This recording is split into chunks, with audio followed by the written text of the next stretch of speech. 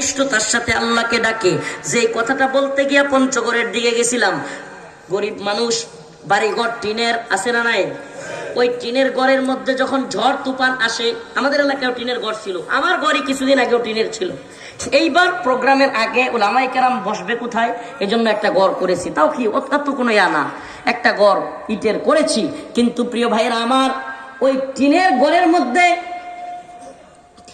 মধ্যে যখন ঝড় তুফান আসে না, বিরাট ধাক্কা দেয়।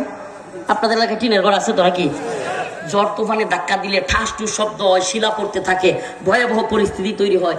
কিছু মানুষ দেখবেন যারা একটু ভয় পায়, দরজায় চিপায় গিয়া লা ইলাহা ইল্লাল্লাহ সুবহানাকা ইন্নী কুনতু মিনাজ জালিমিন, লা ইলাহা ইল্লাল্লাহ সুবহানাকা ইন্নী কুনতু মিনাজ জালিমিন করে কি করে না? করে কি করে না? আবার কিছু আছে বেশি ভয় পাইলে কই আজান দে, আজান দে, বলে কি বলে না? যেই লোকগুলো একটু আগে ভয়ে লা ইলাহা ইল্লাল্লাহ সুবহানাকা ইন্নী কুনতু মিনাজ জালিমিন করছিল, এই লোকগুলোই তুফান থাইমা যাওয়ার সাথে সাথে, বৃষ্টি থাইমা যাওয়ার সাথে সাথে, শিলা পড়া থাইমা যাওয়ার সাথে সাথে একটা সিগারেট,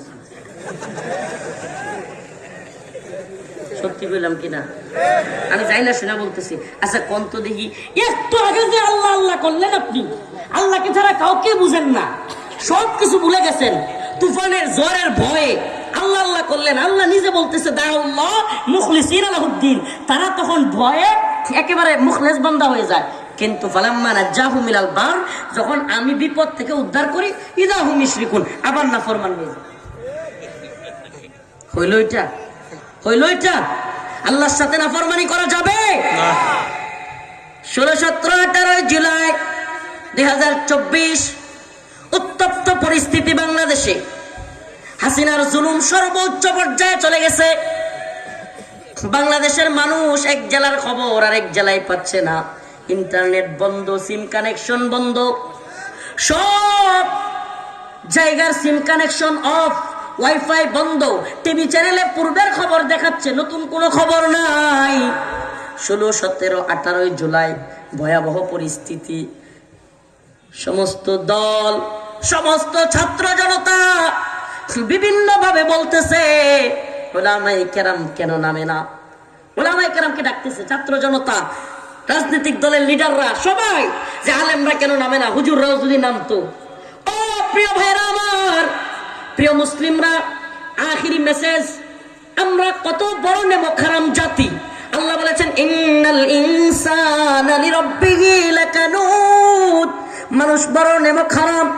যখন সমুদ্রের বিপদের মধ্যে পড়ে তখন আমাকে ডাকে, কিন্তু আমি যখন উদ্ধার করি নাফরমানি করে। ঘূর্ণিঝড়ের কবলে পড়লে, বাড়ির মধ্যে ঝড় তুফানের কবলে পড়লে আমাকে ডাকে, কিন্তু যখন আমি উদ্ধার করি তখনই আমাকে ভুলে যায়।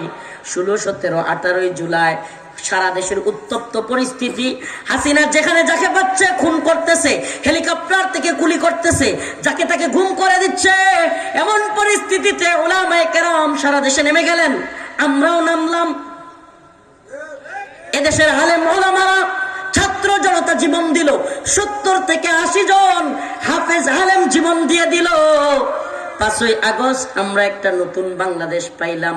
হাসিনা, ছাত্র জনতা, উলামায়ে কেরাম, বুদ্ধিজীবী, শিক্ষক, ছাত্র, সকলের, ছাত্র জনতা, তাওহীদি জনতা, সকলের ঐক্যবদ্ধ প্রচেষ্টায় হাসিনা 5ই আগস্ট পালায়া যেতে বাধ্য হলো। কিন্তু অল্প কিছুদিন যাইতে পারে নাই, যেই তাওহীদি জনতার রক্তের বিনিময়ে, শাহাদাতের বিনিময়ে তোমরা উপদেষ্টা হলা, আজকে সে একজন উপদেষ্টা তাওহীদি জনতাকে নিয়ে তুচ্ছ-তাচ্ছিল্য করবার দুঃসাহস করে। আমরা তো বলি বাংলার জনগণ তাওহীদবাদী জনতার বিরুদ্ধে যারাই গিয়েছে তাদেরকেই বাংলাদেশ থেকে পালায় যেতে বাধ্য করেছে। উপদেষ্টাদেরকেও বলি, যদি বাংলাদেশে তাওহীদবাদী মুসলিমদের বিরুদ্ধে যাও, তোমাদের পরিণতি আওয়ামী লীগের পরিণতি হবে।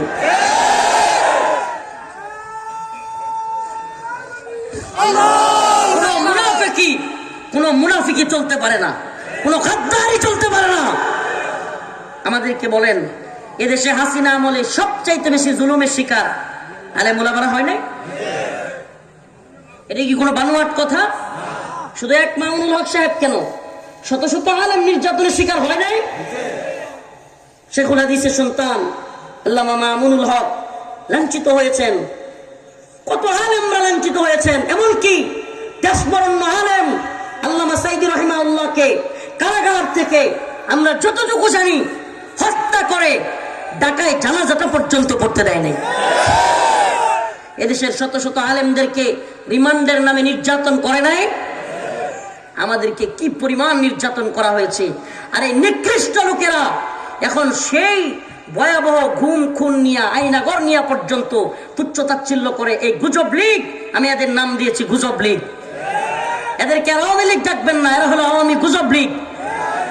এই গুজব লীগ এখনো পর্যন্ত এদেশের আলেম ওলামাদেরকে এত কষ্ট দেওয়ার পরেও তাদেরকে নিয়ে তুচ্ছতাচ্ছিল্য করে মজা করে। আওয়ামী গুজব লীগ বাংলাদেশের উন্নতি এতটুকু করেছে যে ভারতের কাছে বাংলাদেশকে বিক্রি করে দিয়া বাংলাদেশকে গোলামির জিঞ্জিরে, গোলামির শিকল বাংলাদেশকে পরাইছিল। এই পঞ্চগড়ের মুসলমান, এই রংপুরের মুসলমান, এই বিশেষ করে এই অঞ্চলের মুসলমান ভারতের মাধ্যমে সবচেয়ে বেশি নির্যাতিত, নিপীড়িত। এরা সীমান্তে তিস্তাবাদ পানি আটকায় দিয়া এই রংপুরবাসীকে কষ্ট দেয়, এই অঞ্চলের মুসলমানদেরকে, এই অঞ্চলের মানুষকে কষ্ট দেয়। আবার যখন পানির দরকার নাই তখন বন্যার পানি ছেড়ে দিয়া সমস্ত মানুষকে বাসায় মাইরা ফেলে। এই তো প্রীতি, এই তো মোহাব্বত, এটারে মোহাব্বত বলে। প্রিয় ভাইরা আমার, বন্ধুগণ আমার, এজন্য বলতেছি